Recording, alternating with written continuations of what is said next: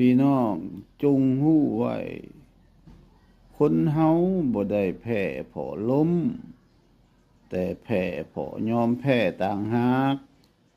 ขอเพียงแต่หัวใจยังเต้นก็มีโอกาสเริ่มต้นใหม่เสมออย่ายอมท้อแท้เวลาทำให้ทุกอย่างเปลี่ยนแปลงได้แม้แต่หัวใจที่เคยมั่นคงเวลาที่ผ่านไปทำให้เฮาเติบโตแต่สิ่งที่เฮาเลือกทำในเวลานั้น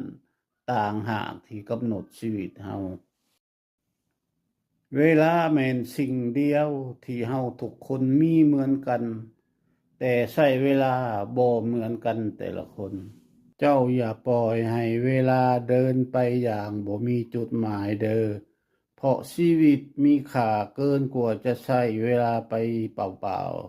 ๆชีวิตคนเฮาเหมือนสายน้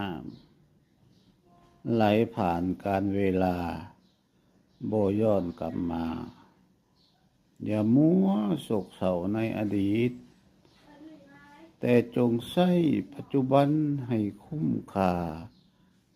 เพื่อสร้างอนาคตที่งดงามความสุขแท้จริงบ่ได้อยู่ที่ทรัพย์สิน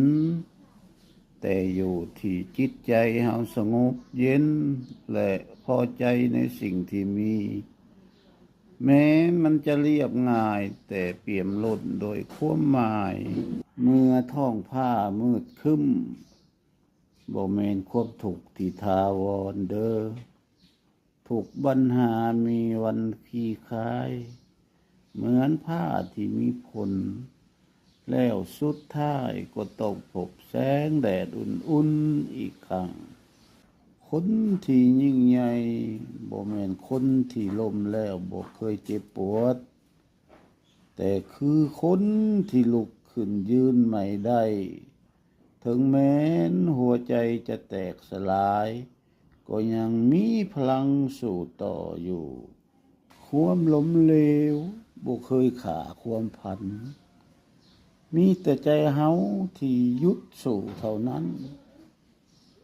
จงเชื่อในตัวเองและก้าวไปข้างหน้าถึงแม้นหนทางจะมืดมนก็ตามชีวิตคือการเดินทางที่บ่ฮู้จุดหมายจงเก็บเกี่ยวห้อยยิ้มความสุขและบทเรียนระหว่างทางเพราะทุกก้าวที่ผ่านคือคุณ